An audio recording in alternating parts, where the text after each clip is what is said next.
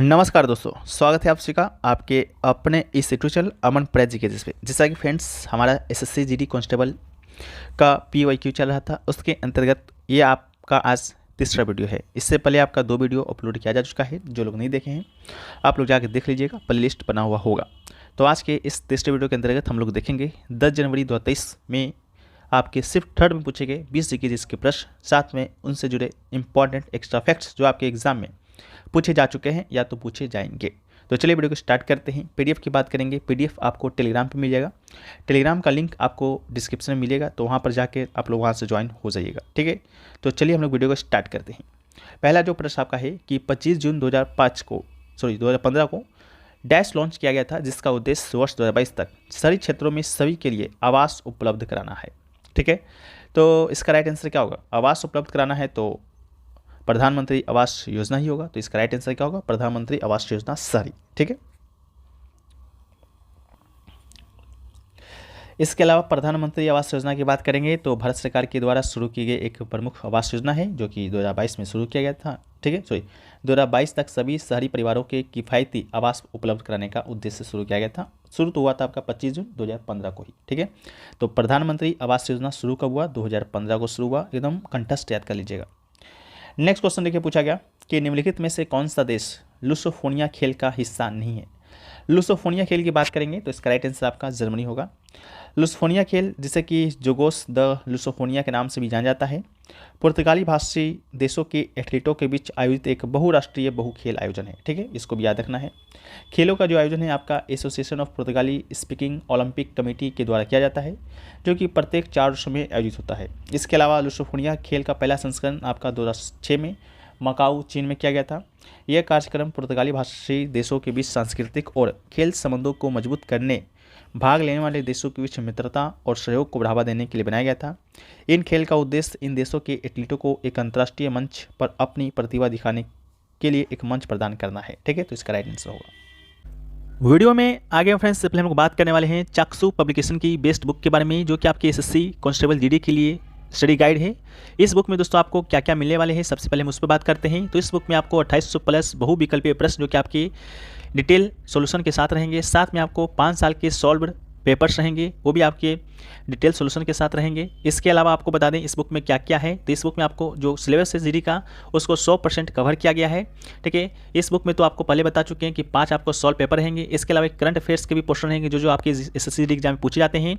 साथ में आपका जनरल इंटेलिजेंस एंड रीजनिंग के लिए आपके पोर्शन भी रहेंगे, जो आपके एग्जाम के लिए उपयोगी हैं। साथ में समान जानकारी, सामान्य ज्ञान और समान जानकारी के भी आपके टॉपिक्स देखने को मिलेंगे। इसके अलावा गणित के लिए आपका एलिमेंट्री अरिथमेटिक्स रहेगा, इंग्लिश वाले के लिए इंग्लिश का आपका पोर्शन रहेगा, हिंदी वालों के लिए हिंदी का आपका पोर्शन, जो कि यहाँ पर देखने को मिलेगा। ठीक है, आपको बिल्कुल इसी प्रकार का पुस्तक रहेगा, जहाँ पर आपको सबसे पहले आपको वहाँ पर क्वेश्चन वगैरह रहेंगे। इसके बाद आपको यहाँ पर उत्तर देखने को मिलेंगे। साथ में दोस्तों आपको यहाँ पर उत्तर भी मिलेगा व्याख्या सहित, जो कि आपके डिटेल एनालिसिस के साथ रहेगा। ठीक है, सो फ्रेंड्स, आप ये एसएससी जीडी कांस्टेबल गाइड के साथ आप इनका एसएससी कांस्टेबल प्रैक्टिस सेट भी ले सकते हैं, जो कि आपकी तैयारी को और मजबूत कर सकते हैं। ठीक है, बाद बाकी इस बुक को आप परचेस कैसे कर सकते हैं, तो लिंक डिस्क्रिप्शन में दिया गया है, आप लोग जाकर वहाँ से डायरेक्ट इसको परचेस कर सकते हैं। तो चलिए हम लोग वीडियो में आगे बढ़ते हैं। सो फ्रेंड्स, हमारा जो नेक्स्ट क्वेश्चन है आपका कि आरबीआई के अनुसार 1980 के दशक में भारत की जीडीपी में सेवा क्षेत्र की हिस्सेदारी कितने प्रतिशत थी? तो 1980 के दशक की बात करेंगे तो सेवा क्षेत्र में आपका जीडीपी का जो हिस्सेदारी था आपका 38.6% था। तो इसका राइट आंसर क्या होगा? 38.6%। जीडीपी की जब बात करते हैं तो जीडीपी का फुल फॉर्म भी आपके एग्जाम में पूछा जा चुका है, तो ग्रॉस डोमेस्टिक प्रोडक्ट। ठीक है, ग्रॉस डोमेस्टिक प्रोडक्ट आपका जीडीपी का फुल फॉर्म होता है, जिसे कि हम लोग हिंदी में आपका सकल घरेलू उत्पाद के नाम से भी जानते हैं। जो जीडीपी होता है एक विशिष्ट अवधि के दौरान देश के भीतर निर्मित सभी तैयार वस्तुओं और सेवाओं का मौद्रिक मूल्य होता है। ठीक है, इसको याद रखना है। इसके अलावा नेक्स्ट क्वेश्चन की बात करेंगे तो पूछा गया कि निम्नलिखित में से कौन सा त्यौहार असम में देवी कामाख्या के मासिक धर्म की अवधि को चिन्हित करता है?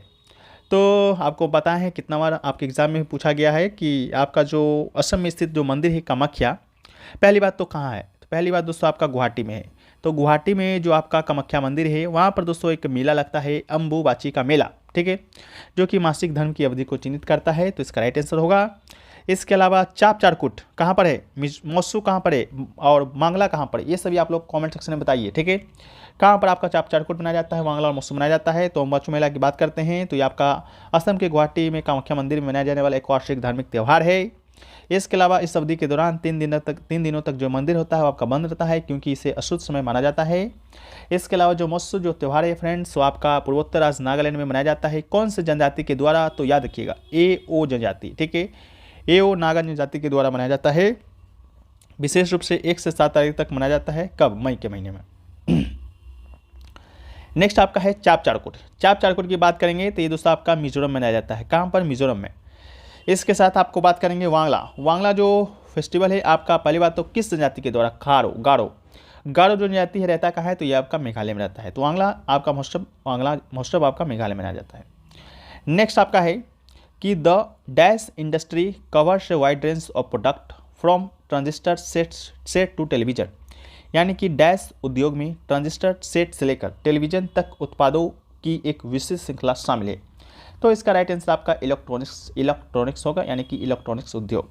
इसमें इलेक्ट्रॉनिक उपकरणों और उपकरण का निर्माण, डिजाइन और बिक्री शामिल है। इसमें उपभोक्ता इलेक्ट्रॉनिक्स जैसे कि टेलीविजन हो गया, स्मार्टफोन हो गया, लैपटॉप हो गया, घरेलू उपकरण हो गया, और इलेक्ट्रॉनिक घटक जैसे कि अर्धचालक, एकीकृत सर्किट, प्रतिरोधक हो गया, संचार उपकरण, चिकित्सा उपकरण, ऑटोमोटिव इलेक्ट्रॉनिक्स और बहुत कुछ ऐसे उत्पादों की एक विशेष श्रृंखला शामिल है। ठीक है, इसको भी याद रखना है। नेक्स्ट क्वेश्चन पूछा गया कि भारतीय संविधान में अस्पृश्यता का उन्मूलन का प्रावधान डैश में किया गया है। तो अस्पृश्यता का जो उन्मूलन है आपका आर्टिकल 17 में किया गया है। तो राइट आंसर आपका आर्टिकल 17 होगा। आर्टिकल 17 कहता है उस अस्पृश्यता का उन्मूलन करता है जो किसी भी रूप में इसके अभ्यास को प्रतिबंधित करता है। इसको याद रखना है। साथ में कुछ और इम्पॉर्टेंट आपके अनुच्छेद है, जैसा कि अनुच्छेद 14 आपके कानून के समक्ष समानता से संबंधित है। अनुच्छेद 19 भाषण और अभिव्यक्ति की स्वतंत्रता संबंधित है। अनुच्छेद 19 का सब क्लोज 1। अनुच्छेद 21 जीवन का अधिकार और व्यक्तिगत स्वतंत्रता। अनुच्छेद 21 से शिक्षा का अधिकार है। अनुच्छेद 32 संवैधानिक उपचार है। अनुच्छेद 44 सामान्य नागरिक संहिता। अनुच्छेद 51 एक मौलिक कर्तव्य से। अनुच्छेद 112 आपका बजट से है। अनुच्छेद 324 आपका निर्वाचन आयोग से है। अनुच्छेद 343 आपका आधिकारिक भाषाओं से। अनुच्छेद 352 आपका राष्ट्रीय आपातकाल से है। अनुच्छेद 368 आपका संविधान में संशोधन करने की संसद की शक्ति है। अनुच्छेद 370 जो कि आपका निरस्त कर दिया गया है, जम्मू कश्मीर राज्य के संबंध में अस्थायी प्रावधान से संबंधित था। नेक्स्ट आपका है कि जून 2021 में इंडिया ग्रांड फिक्स 4 निम्नलिखित में से किस स्थान पर आयोजित किया गया। तो राइट आंसर पटियाला होगा। जो आपका ग्रांड फिक्स 4 है आपका जून 2021 में पटियाला में आयोजित किया गया था, तो राइट आंसर होगा। अगला है कि जब मैग्नीशियम ऑक्सीजन की उपस्थिति में जलता है तो लौ का रंग कैसा होता है। जब मैग्नीशियम आपका ऑक्सीजन की उपस्थिति में जलेगा तो जो लौ का जो रंग होता है आपका व्हाइट होता है। तो राइट आंसर आपका क्या होगा, व्हाइट होगा। ठीक है, इसको भी याद रखिएगा। मैग्नीशियम की बात करते हैं तो मैग्नीशियम एक रासायनिक तत्व है जिसका प्रतीक चिन्ह होता है Mg और परमाणु संख्या होता है 12। यह एक चमकदार धूसर धातु है जो आवर्त सारणी में क्षारीय मृदा धातु समूह से संबंधित है। इसके अलावा मैग्नीशियम पृथ्वी की भूपर्पटी में 8वां सबसे प्रचुर तत्व है और समुद्री जल में घुलने वाला 3रा सबसे प्रचुर तत्व है। इसके अलावा ऑक्सीजन की बात करेंगे तो ऑक्सीजन भी एक रासायनिक तत्व है जिसका प्रतीक चिन्ह होता है O, परमाणु संख्या होता है 8। इसके अलावा यह आवर्त सारणी में चाल्कोजेन समूह का एक सदस्य है। यह अत्यधिक अविक्रियाशील धातु और ऑक्सीकरण एजेंट है जो आसानी से अधिकांश तत्वों के साथ साथ अन्य यौगिक के साथ ऑक्साइड बनाता है। ऑक्सीजन ब्रह्मांड में 3रा सबसे प्रचुर तत्व है और मात्रा के हिसाब से पृथ्वी के वायुमंडल का लगभग 21% जो हिस्सा है आपका ऑक्सीजन बनाता है। नेक्स्ट क्वेश्चन है कि निम्नलिखित में से 4 में से 3 कोवैलेंटता फाइलम के उदाहरण हैं और इसलिए एक समूह बनाते हैं। वो कौन सा समूह है जो उस समूह से संबंधित नहीं। तो राइट आंसर आपका लीवर फलक यानी कि यकृत पर्णधाम इसका राइट आंसर होगा। ठीक है, यकृत पर्णकृमि की बात करते हैं तो यकृत जो पर्णकृमि है एक प्रकार का परजीवी फ्लैटवर्म है जो मनुष्यों सहित विभिन्न जानवरों के लीवर को संक्रमित करता है और मनुष्यों को संक्रमित करने वाली सबसे आम लीवर फ्लूक प्रजातियां हैं फेसिलोका हेपेटिक और फेसिलोका जाइंटिक। ठीक है, इसके अलावा यह परजीवी दुनिया के कुछ हिस्सों में प्रचलित है, विशेष रूप से उन क्षेत्रों में जहां कच्चे या अध पके ताजे जल के पौधे की खपत होती है जो फ्लूक के लार्वे से दूषित होता है। नेक्स्ट क्वेश्चन आपसे पूछा गया कि स्वामी दयानंद सरस्वती ने एक संगठन स्थापना की जिसने हिंदू धर्म में सुधार का प्रयास किया। तो स्वामी दयानंद सरस्वती के द्वारा आर्य समाज का स्थापना किया गया था, आपको मालूम होगा 1875 में। ठीक है, इसका राइट आंसर होगा। दयानंद सरस्वती ने ही आपका वेदों की ओर चलो का नारा भी दिया था। इसके अलावा आर्य समाज की बात करते हैं तो दयानंद सरस्वती के द्वारा बम्बई में आपका 1875 में मथुरा के स्वामी बिरजानंद से प्रेरित होगा। अगला है कि भारत में रेडियो प्रसारण 1923 में डैश के द्वारा किया गया था, तो राइट आंसर आपका रेडियो क्लब बॉम्बे हो जाएगा। ठीक है, रेडियो क्लब बॉम्बे के द्वारा आपका 1928 में से 1923 में रेडियो प्रसारण जो कि भारत में किया गया था। अगला है, निम्नलिखित में से किस गुप्त शासक को उसकी सैन्य उपलब्धियों के कारण भारत का नेपोलियन कहा जाता है? राइट आंसर समुद्रगुप्त होगा। समुद्रगुप्त को भारत का नेपोलियन कहा जाता है। इसने आपका 335 से 380 तक शासन किया था। गुप्त वंश का सबसे महान शासक था। इससे संबंधित याद रखिएगा, इलाहाबाद स्तंभ शिलालेख में संरक्षित है, उसका दरबारी कवि हरिशन था। समुद्रगुप्त के सैन्य अभियानों के कारण इसे बी स्मिथ ने उन्हें भारत का नेपोलियन कहा था। साथ में समुद्रगुप्त को वीणा एक सिक्का मिला है आपका प्राचीन भारत से, तो उसमें कौन सा वाद्य बजाती दिखाया गया है? वीणा, जो कि आपके दिल्ली पुलिस एग्जाम में है, जो कि हाल ही में पूछा गया है। नेक्स्ट आपका है विष्णुगुप्त। विष्णुगुप्त की बात करते हैं तो गुप्त वंश का अंतिम ज्ञात शासक है। स्कंदगुप्त के शासनकाल के बाद गुप्त वंश का पतन होना आरंभ हुआ। ठीक है, इसके अलावा स्कंदगुप्त की बात करते हैं तो स्कंदगुप्त ने 2 बार क्रूर हुनों के आक्रमण को नाकाम किया था। वीरतापूर्ण कार्य ने उसे विक्रमादित्य वितरित शिलालेख की उपाधि दी थी। यह गुप्त वंश का अंतिम शासक था। चंद्रगुप्त प्रथम आपका यह महाराजाधिराज को उपाधि धारण करने वाला प्रथम गुप्त शासक था। अगला है कि राष्ट्रीय गणना करते समय डैश को एक कारक के रूप में लिया जाता है, तो एक्सपोर्ट इसका राइट आंसर होगा, यानी कि निर्यात। निर्यात की बात करते हैं तो निर्यात वास्तव में एक महत्वपूर्ण कारक है जिसे किसी देश की राष्ट्रीय आय की गणना करते समय ध्यान में रखा जाता है, जो उन्हें राष्ट्रीय आय की गणना में एक सकारात्मक कारक माना जाता है, क्योंकि वो देश में धन के प्रवाह का प्रतिनिधित्व करता है। राष्ट्रीय आय के बराबर होता है उपभोग व्यय प्लस निवेश व्यय प्लस सरकारी व्यय प्लस शुद्ध निर्यात। अगला है 2018 में भरतनाट्यम में संगीत नाटक अकादमी पुरस्कार किसने जीता है? तो राधा श्रीधर इसका राइट आंसर होगा। राधा श्रीधर को आपका संगीत नाटक अकादमी अवार्ड दिया गया भरतनाट्यम नृत्य के लिए। वहीं पर भरतनाट्यम के लिए 2019 में जो आपका संगीत नाटक अकादमी अवार्ड दिया गया था आपका वसुंधरा दोरास्वामी को दिया गया था। 2020 में आपका दिया गया है मीनाक्षी चित्तरंजन को, और 2021 में दिया गया है आपका जय लक्ष्मी ईश्वर को। ठीक है, इन सभी को आपका भरतनाट्यम के लिए दिया गया है, आपका क्या दिया गया है? संगीत नाटक अकादमी अवार्ड। ठीक है, भरतनाट्यम की बात करते हैं तो तमिलनाडु का एक शास्त्रीय नृत्य है। भरतनाट्यम को दशट्टम के नाम से भी जाना जाता है। अगला है कि भारत के संविधान में कौन सा अनुच्छेद चुनाव के अधीक्षण निर्देशन और नियंत्रण के बारे में बताता है? तो राइट आंसर आपका अनुच्छेद 324 इसका राइट आंसर होगा। अनुच्छेद 324 चुनाव आयोग के सभी संसद प्रत्येक राज्य के विधानमंडल के लिए और संविधान के तहत आयोजित राष्ट्रपति और उपराष्ट्रपति के कार्यालयों के लिए चुनाव को निर्देशित नियंत्रित और संचालित करने की शक्ति देता है। इसके अलावा हाल ही में आपका SSCGL का मेंस हुआ था, वहाँ पर आपके इन्हीं चारों में से आपके दिए गए थे मिलान करने के लिए आया था। तो चुनाव जो आयोग है आपका अनुच्छेद 325 से लेकर आपका 329 तक आपका हिस्सा रखता है। तो अनुच्छेद 325 में लिखा गया है कि धर्म नस्ल जाति या लिंग के आधार पर कोई भी व्यक्ति किसी विशेष मतदाता सूची में शामिल होने का दावा करने के लिए पात्र नहीं होगा। 326 कहता है वयस्क मताधिकार के आधार पर चुनाव होगा। अनुच्छेद 327 कहता है कि इस संविधान के प्रावधानों के अधीन विधानमंडलों के चुनाव के संबंध में प्रावधान करने के लिए संसद की शक्ति। 328 आपका कहता है कि चुनाव के संबंध में प्रावधान करने के लिए राज्य की विधानमंडल की शक्ति। 329 कहता है चुनावी मामलों पर अदालत के हस्तक्षेप पर रोक। अगला है कि 16 नवंबर 2022 तक की स्थिति के अनुसार निम्नलिखित में से कौन दिल्ली भारत का उपराज्यपाल है? तो दिल्ली का उपराज्यपाल का विनय कुमार सक्सेना जी थे नवंबर 2022 तक। अभी कौन है, चलिए उसको देखते हैं। अभी आपके हैं विनय कुमार सक्सेना जी ही उपराज्यपाल हैं, लेकिन अभी वर्तमान में जो जितने भी आपके केंद्र शासित प्रदेश हैं वहाँ के उपराज्यपाल के बारे में देखें तो अंडमान और निकोबार द्वीप समूह के जो आपके उपराज्यपाल हैं या प्रशासक है वो आपके एडमिरल DK जोशी जी हैं। चंडीगढ़ के बनवारी लाल पुरोहित जी हैं। दादरा नागर हवेली और दमन द्वीप के आपके प्रफुल्ल पटेल जी हैं। जम्मू कश्मीर के मनोज सिन्हा जी हैं। लक्षद्वीप के आपके प्रफुल्ल पटेल जी हैं। आपके पुडुचेरी की बात करेंगे तो डॉक्टर तमिल सिल्लाई सौंदरराजन हैं। लद्दाख की बात करेंगे तो ब्रिगेडियर BD मिश्रा जी हैं। ठीक है, नेक्स्ट आपका है कि कृष्ण अय्यर का संबंध किस नृत्यशैली से है? तो कृष्ण अय्यर का संबंध आपका भरतनाट्यम से है। भरतनाट्यम इसका राइट आंसर होगा, इसको भी याद रखना है। 2014 में उनका निधन भी हो गया है दिसंबर में। अगला है कि भारत में प्रत्येक राज्य में एक बार जनसंख्या गणना की जाती है। तो जनसंख्या का गणना यानी कि जनगणना आपका प्रत्येक 10 वर्ष में किया जाता है। तो राइट आंसर 10 होगा।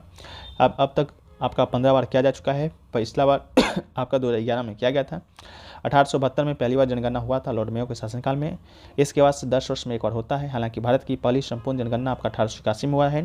1951 के बाद सभी जनगणना 1948 के अधिनियम के तहत किया गया था। तो इसको भी याद रखिएगा, आपसे पूछा जाएगा कि 1951 के बाद जो जनगणना होता है कौन सा अधिनियम के तहत होता है? तो 1948 के अधिनियम के तहत ही होता है। इसके अलावा जनगणना संबंधित कुछ पैरामीटर हैं उसको देखते हैं। तो जनगणना के हिसाब से आपका भारत का जो कुल जनसंख्या है आपकी 2011 के अनुसार आपका कितना है? 1.21 करोड़ है। ठीक है, इसको याद रखिएगा। पुरुषों का आपका 62 करोड़ है, महिलाओं का आपका 58 करोड़ है। वहाँ पर साक्षरता की बात करेंगे तो कुल आपका 74 है पूरे भारत में। पुरुषों का आपका 82.10 है, महिलाओं का आपका 65.46 है। जिस समय हम वीडियो रिकॉर्ड कर रहे हैं यानी कि 30 नवंबर को, तो 30 नवंबर के फर्स्ट में आपका दिल्ली पुलिस का जो एग्जाम हुआ है वहीं पर पूछा गया है कि 2011 की जनगणना के अनुसार आपका पुरुष और महिलाओं की साक्षरता दर में किसका साक्षरता दर कम है, ठीक है, इस प्रकार का क्वेश्चन पूछा गया है। तो इस तरह से भी आपको याद रखना है, महिलाओं का कम है, पुरुष का ज़्यादा है। जनसंख्या घनत्व की बात करेंगे तो 382 है। लिंग अनुपात आपका 947 है और बाल लिंग अनुपात 914 है, ठीक है। नेक्स्ट आपका है कि मार्च 2022 में किस केंद्रीय मंत्री ने India water pitch pilot scale startup challenge launch किया है, तो राइट आंसर हरदीप सिंह पुरी इसका राइट आंसर है। केंद्रीय आवासन और शहरी कार्य मंत्री हरदीप सिंह पुरी ने 12 मार्च 2022 को मंत्रालय के कायाकल्प और शहरी परिवर्तन के अटल मिशन 2.0 के अंतर्गत India water pitch pilot scale startup challenge का शुभारंभ किया है। नेक्स्ट आपका है कि एक डैश बहते जल में एक अवरोध है जो प्रवाह को बाधित, निर्देशित या धीमा करता है। अक्सर एक जलाशय, झील या बड़े बाड़े का निर्माण करता है। राइट आंसर आपका डैम हो जाएगा। डैम यानी कि बांध। बांध की बात करते हैं तो एक बांध जल को रोकने के लिए नदी या धारा के पार बनाया गया एक ढांचा है। मानव निर्मित बांध कृत्रिम झीलों का निर्माण करती है जिन्हें जलाशय कहा जाता है। जलाशय का उपयोग खेती, उद्योग और घरेलू उपयोग के लिए जल के भंडारण के लिए किया जा सकता है। विसर्प की बात करते हैं तो विसर्प कहते किसको हैं, तो उल्टे क्रम के क्रमिक मोड़ों के गठन से विसर्प नामक एक पूर्ण एस वक्र का निर्माण होता है।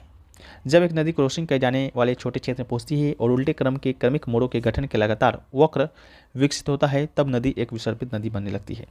सहायक नदी की बात करते हैं तो सहायक नदी किसे कहते हैं, तो एक सहायक नदी ताजे अवलंबन जल की धारा है जो एक बड़ी धारा या नदी से मिलती है। बड़ी या प्रमुख नदी को मुख्य नदी कहा जाता है। जिसे बिंदु पर एक सहायक नदी मुख्य धारा से मिलती है उसे संगम कहा जाता है। सहायक नदियाँ जिसे समृद्ध भी कहा जाता है, सीधे समुद्र में नहीं बहती है। अगला है रहट। रहट किसे कहा जाता है, तो ये आपकी सिंचाई की एक पूली प्रणाली है, ठीक है। तो ये सभी फ्रेंड्स आपके 20 क्वेश्चन आपके कंप्लीट हुए। सेशन आपको कैसा लगा कमेंट सेक्शन में बताइएगा। सेशन अच्छा लगा सेशन को लाइक कर दीजिएगा, दोस्तों में देख से शेयर कीजिएगा, एक प्यारा सा कमेंट भी कीजिएगा। मिलते हैं हम लोग नेक्स्ट वीडियो में, जब तक के लिए जय हिंद, जय भारत, वंदे मातरम।